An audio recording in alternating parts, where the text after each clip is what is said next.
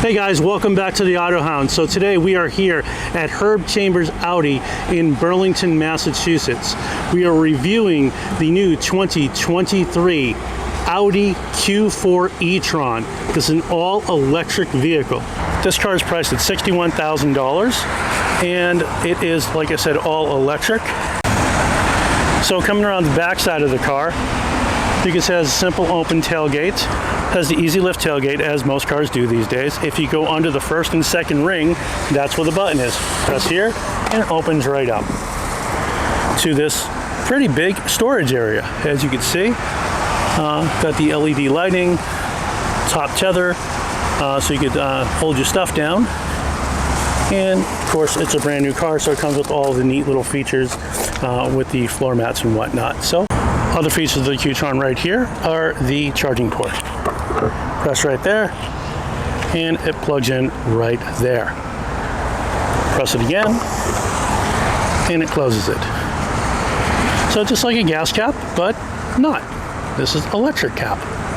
Coming around the car, it has the side marker lights on either side. All in all, a really beautiful car. I want to show you a couple of little features on the outside of the car as well. One of my favorite things about Audis is the tail lights. I think that every car manufacturer should do this. Watch how they go. Left, and as you can see, it slides to the left, and of course, it slides to the right. One of the cool features about Audi, they really know how to do the subtle details. And that is what is important about this car. And that's what's important about electric cars moving forward.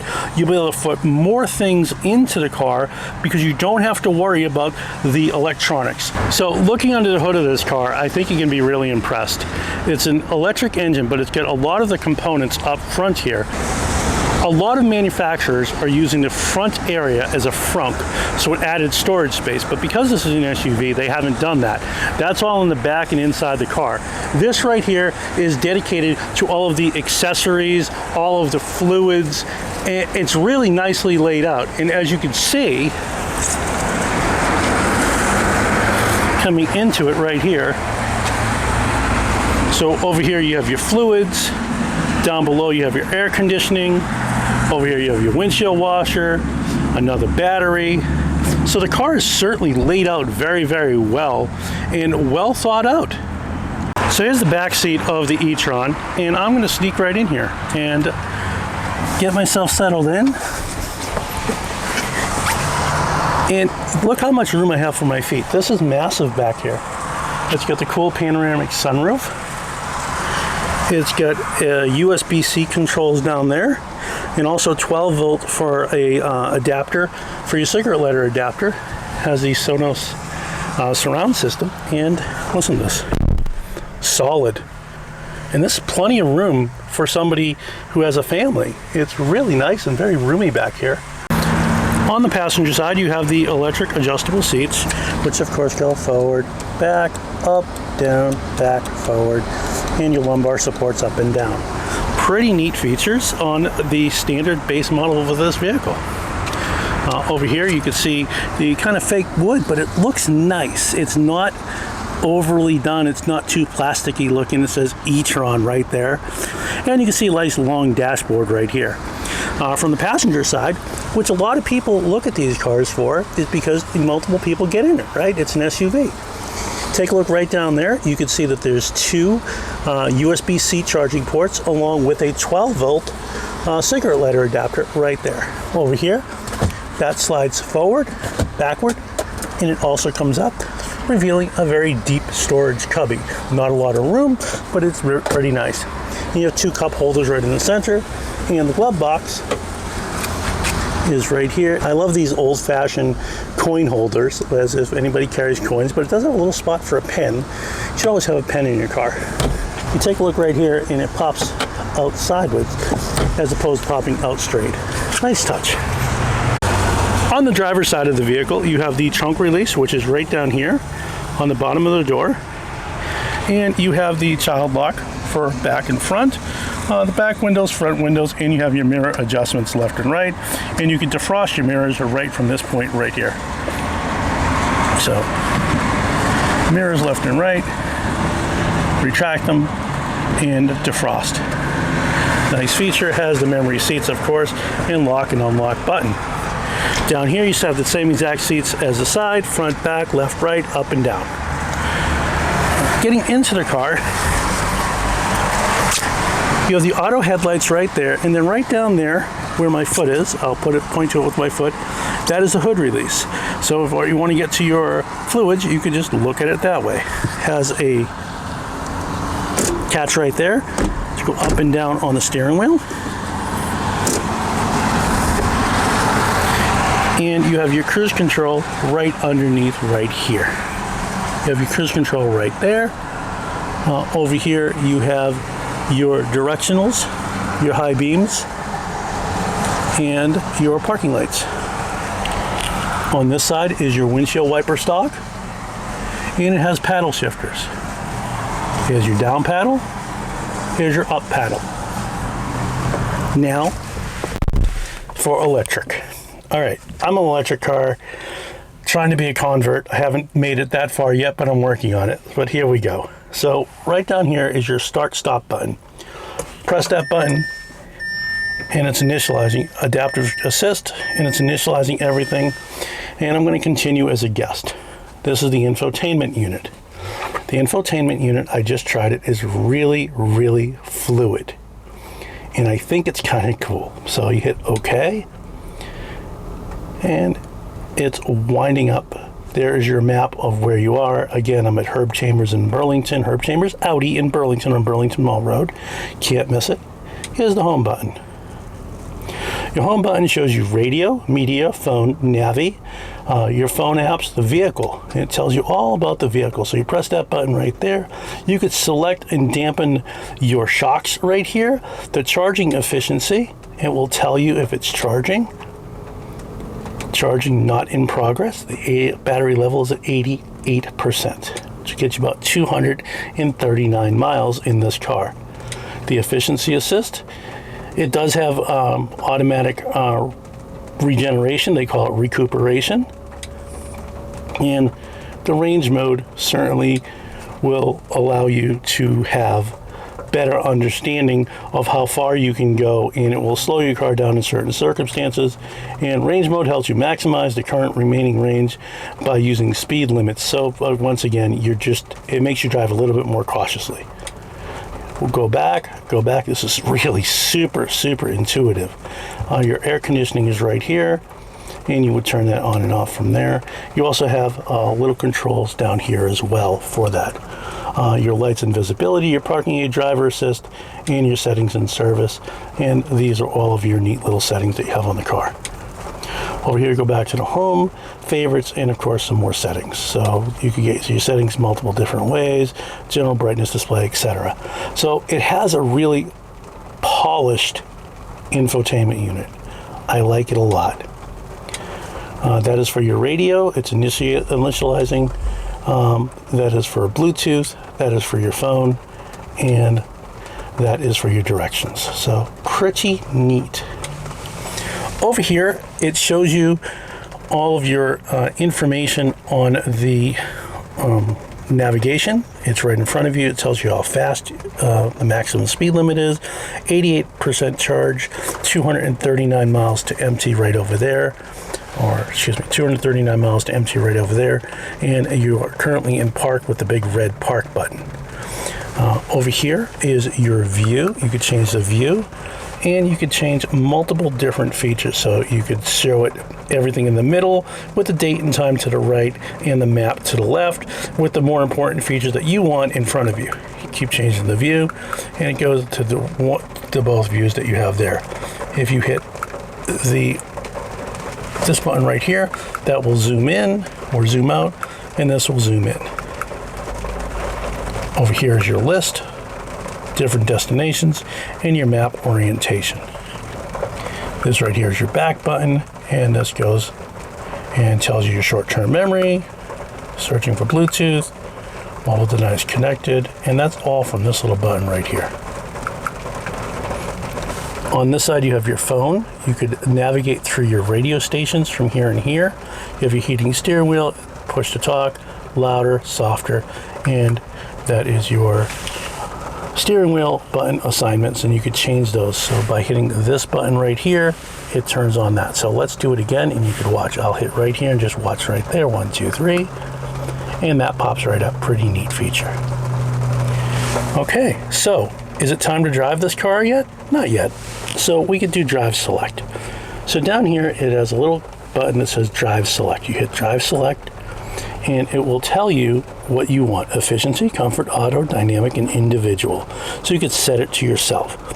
You could turn off traction control down here, and here are your emergency flashers. You could also check your temperature controls right here. It's set for 69 degrees, and you could turn it up or off. So I like this a lot. You push it up or down, and you can change the fan speed there or change the temperature there. So pretty neat. And you could say which direction you want it to go in. And it has the heated seats, front defogger, rear defogger, and you can sync both sides, and of course auto. Well, that's the inside of the car. Now we got to get it on the road and see how it does. So driving the e-tron, what's it like? We're going to find out right now. So right now we just put the car into drive, looking around, and we go. This car is 295 horsepower, does 0 to 60 in about 4 seconds. It is a really smooth car to drive, and I highly recommend just test driving it to see what you think. Again, I'm not an electric car guy. However, it's the future, folks, and we really need to get used to it. So looking at that, let's see what more we can do. Moving out here.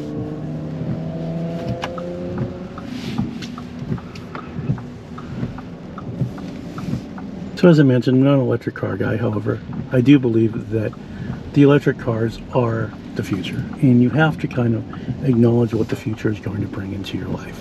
And it's this. This is comfortable. It drives like a regular daily driver. You could upshift and downshift and have all sorts of fun in it. But I'm just driving it like a normal person for now to see what it's like. I enjoy the tactility of it. I'm really surprised at how good the steering is on this car. And I think that when you are driving it, you'll feel the same way. It's super nice. So the brakes, they do feel a little spongy coming down. I haven't done a pull yet, so let's try. Wow. All-wheel drive, just pure power. It feels like it's punching you in the chest. Golf cart on steroids maybe, but at 295 horsepower, certainly not a golf cart. It feels amazing. It's super tight. It handles incredibly well. And that's one of the things when you're looking at cars today, any car. SUVs don't matter. They handle just like regular cars do. And they handle that way because they're designed as such. There's no more of the roly-poly cars around, except if you're looking at the older cars. It's nice. It's featured quite nicely. So in your basic grocery getter, all-wheel drive car, you want to be able to have access to a lot of power. And this has the power that you need. It has room, and it's not obtrusive, and it doesn't feel all electrical and mechanical. It's very comfortable to drive. When I drive any car, I'm always looking at the comfort level. This is a nice little area that I know that's up in Burlington. It's not very busy. I don't have to worry about a lot of traffic and whatnot. But it behaves incredibly well. So let's take a look at how it handles the little bumpies here. You can't even feel the speed bump. Pretty straightforward. Goes right over it, no problem. And you're not feeling like you're abusing the car. Coming around the corner, handles quite nicely. And we'll see on this corner right here. So those are just my keys sliding. However, the car rides nice. It corners incredibly well.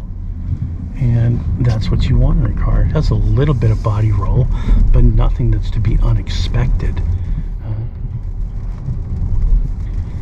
So overall impressions for city driving so far are pretty good.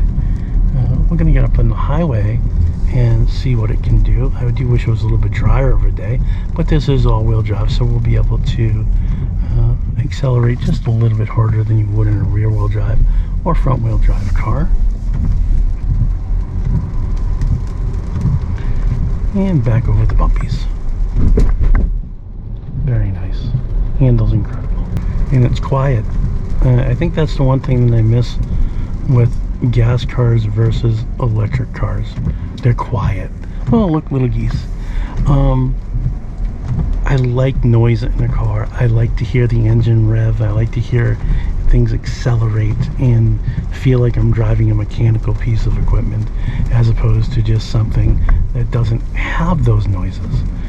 I'm not being, you know, elitist when I say that. I just think that I enjoy it more. It gives it more soul, more feeling. But as I mentioned in another video, gas-powered cars are going to go the way of the dinosaur. They just are. And eventually, once the technology is there, the technology will allow us to have fill-ups in 5 minutes, and the allowance for, you know, a quick pit stop as opposed to a 30-minute pit stop or 20-minute pit stop to fill up your car. Not a lot of people have the time to do that. I do hear a lot about range anxiety. People are overly concerned with electric cars and range anxiety. If you look at your gas-powered car, how many miles a day do you really drive? Do you drive 5 miles a day to work, back and forth like I do? Do you drive 30 miles to work? 40 miles? 50 miles? Electric cars go roughly 300 miles on a fill-up, and you could fill your car up pretty much wherever you go. And at night when you come home, you just plug it in. And there are a lot of people that say, like, let's not put all of that electricity on demand because you're going to overload the grid. You'll have rolling blackouts more than you've ever had. And while that may be true, they are going to come up with solutions that are going to allow you to not stress over that stuff. You won't have to worry about it. And look, I'm driving super comfortably at, you know, 40 miles an hour on this little back road here, and it feels incredible. I don't have any range anxiety, and I don't need to have it, and neither do you if you drive short distances. Now look, if you live in the middle of nowhere, an electric car might not be for you, but if you live local, you know, in a suburban area, you certainly can go in and out of town. I live close to Boston.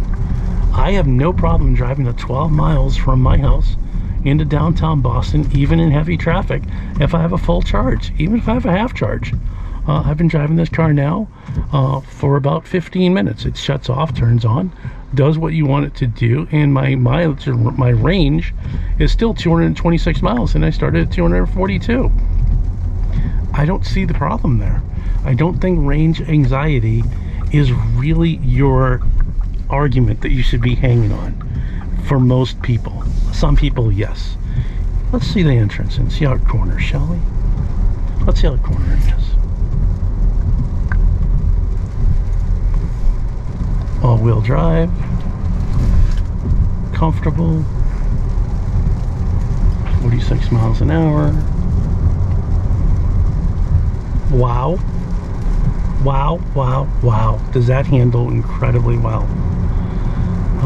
It has lane keep assist, which is one of the nannies that I hate on any car. I like to drive my cars. I don't want my car to drive me. And any pure car guy is going to tell you that. However, you know, for people who don't like to pay attention to where they're going, you know, I'll just start to go over just a little bit, and it's going to hold me right to my, it's turning me back into my lane. I'm not even touching the wheel. So it does keep you pretty much centered in your lane and driving comfortably. So let's do a hard pull here because we got to get off in the next year, and we're gone. And it goes. It just goes, and you don't even feel it. What an amazing experience this car is. I'm not saying it because the dealership is letting me use their car. I'm going to give you an honest and fair review. What I do like about the car, I like the look.